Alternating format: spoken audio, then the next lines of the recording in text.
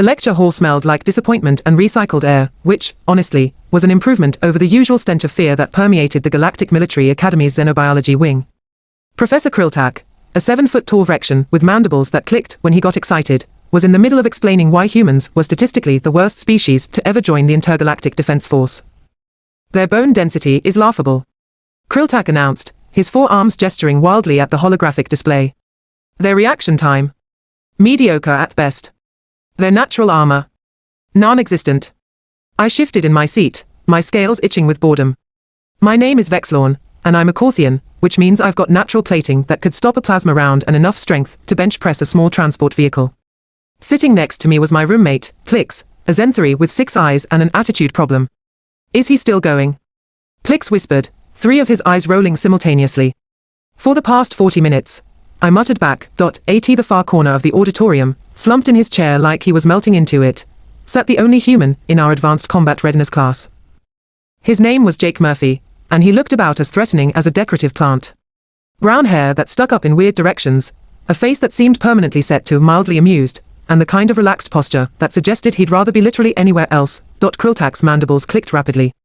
And yet, Command insists on integrating them into our forces. It's absurd.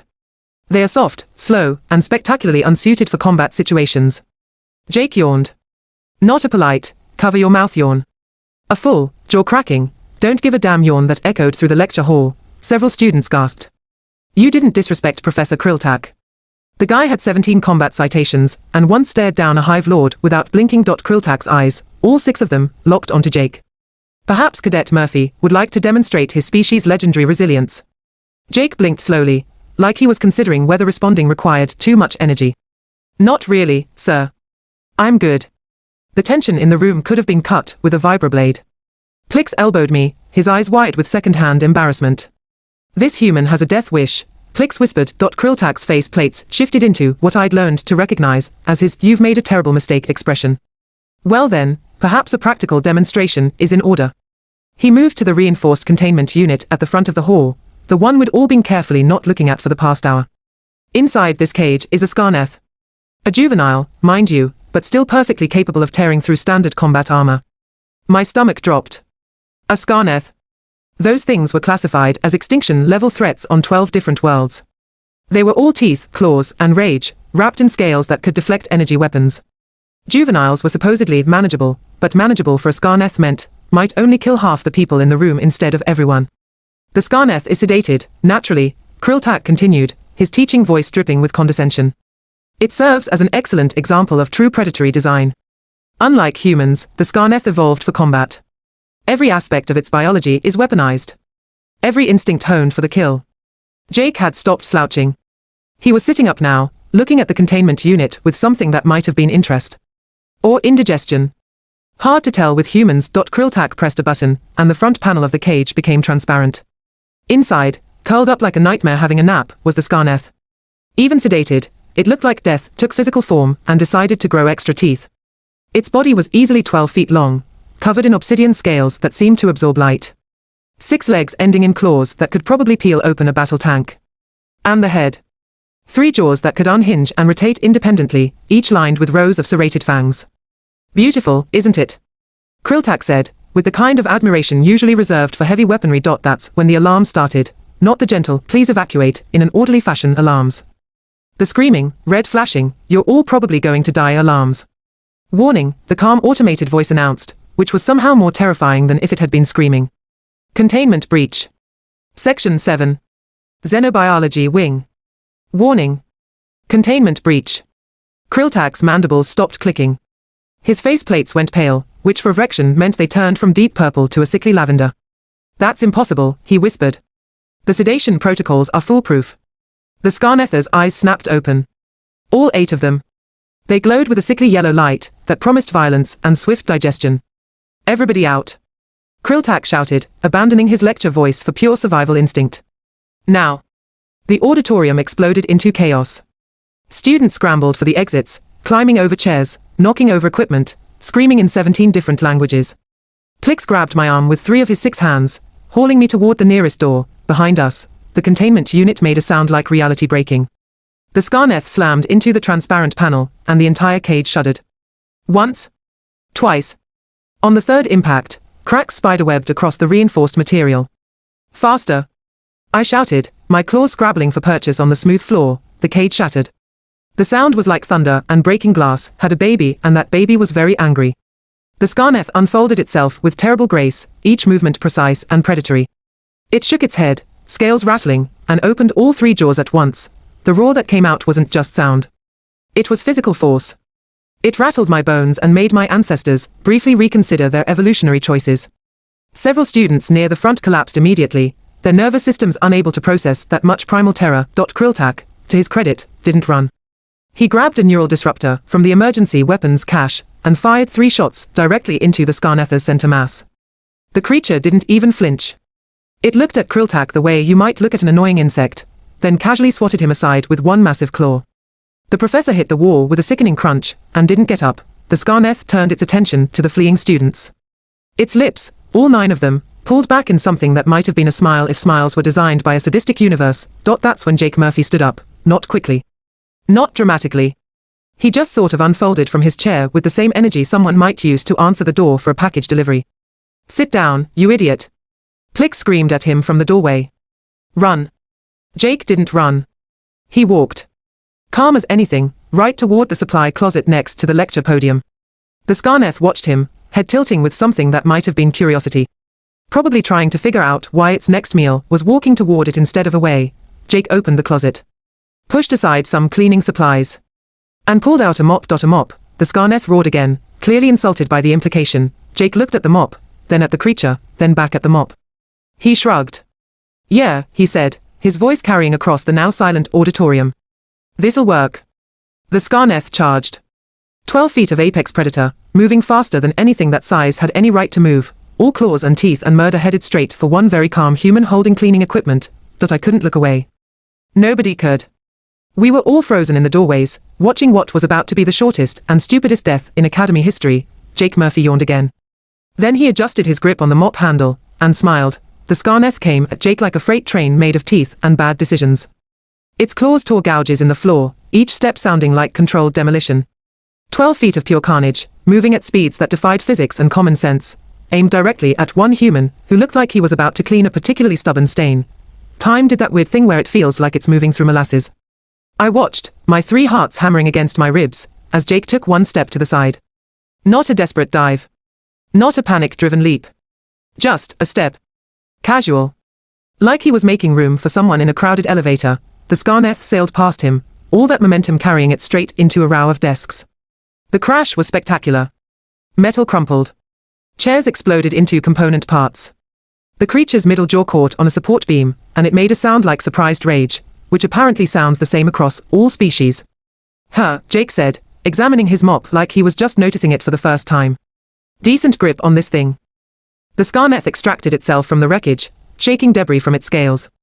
All 8 eyes locked onto Jake with the kind of focus usually reserved for existential threats, or really good food. It opened all 3 jaws and screamed again, and I swear I felt my soul try to evacuate my body. Jake stuck a finger in his ear and wiggled it. Yeah. Very scary. You got good lungs, I'll give you that. From my position in the doorway, Plix grabbed my arm so hard I thought he might break it. What is he doing? Plix hissed. Is he insane? Is this a human thing? Do they all have a death wish? I don't know. I whispered back. Maybe the fear broke his brain. The Skar'neth charged again. This time it learned from its mistake. Instead of going straight, it zigzagged, using its 6 legs to create unpredictable angles of attack. It was beautiful in the way that natural disasters are beautiful. Terrible and unstoppable and absolutely fascinating. Jake planted the mop handle on the ground. Just stood there, leaning on it slightly, like he was waiting for a bus that was running late. The Skar'neth leaped.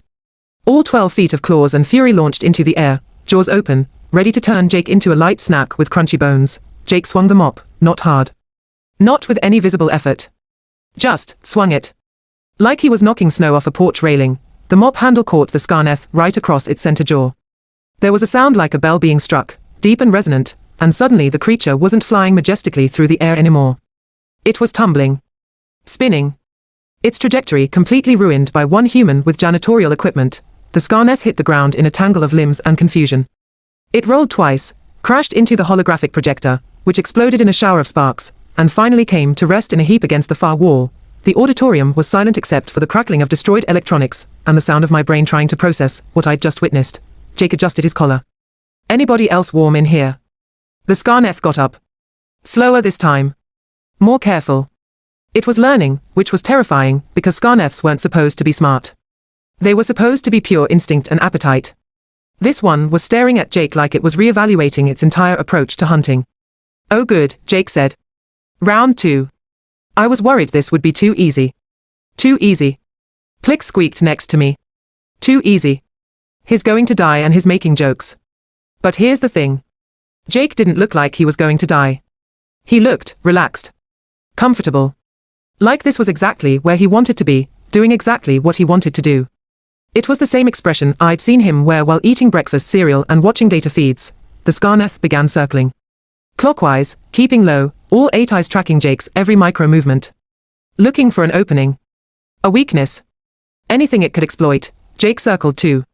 Kept the mop between them. Maintained distance. And he was humming. Actually humming. Some tune I didn't recognize, probably a human thing, while staring down an apex predator that had ended civilizations. Then the Skar'neth did something I'd never heard of them doing. It stopped. Sat back on its haunches. And studied Jake. Really studied him. Like it was trying to figure out what kind of creature could casually deflect an attack that should have been instantly fatal. Jake stopped humming. Yeah, he said, nodding slowly. You're getting it now, aren't you? Wondering what's wrong with this picture. Why the soft squishy thing isn't acting like soft squishy things should act. The Skar'neth's scales rippled. A threat display. Its claws extended fully, each one as long as my forearm and twice as sharp. Jake tapped the mop handle against the floor. Once. Twice. 3 times. Want to know the secret? He asked, conversational, like they were old friends catching up. It's not that humans are stronger. We're not. It's not that we're faster. We're definitely not. And our natural armor.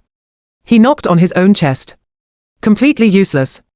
The Skar'neth's head tilted. I swear it looked confused. The thing about humans, Jake continued, his voice taking on an edge that made my scales itch, is that we're stubborn. Aggressively, stupidly, wonderfully stubborn. You know what my ancestors did when they found something bigger and meaner than them? He took a step forward. The Skar'neth took a step back. They didn't run. They didn't hide. They grabbed the biggest rock they could find and got creative. Another step forward. Another step back from the creature. And when rocks didn't work, they made better rocks. And when better rocks didn't work, they made pointed sticks. And then metal pointed sticks. And then pointed sticks that exploded. Jake was smiling now. Not a nice smile. A smile that had too many teeth and promised uncomfortable revelations. But you know what the really scary part is? We didn't need any of that. Because the actual weapon wasn't the rock, or the stick, or the exploding thing. The weapon was the monkey brain that looked at a creature that could eat it and thought, I wonder how I can kill that. The Skar'neth made a sound I'd never heard one make before. Something between a whimper and a growl. Like it was suddenly realizing it hadn't cornered prey. It had cornered something else entirely. So here's what's going to happen, Jake said, his voice dropping to something quiet and terrible. You're going to sit down. You're going to stay sitting down. And you're going to wait very patiently for the nice containment team to come collect you. Because if you don't... He lifted the mop, holding it like a spear. I'm going to teach you why humans don't have natural weapons.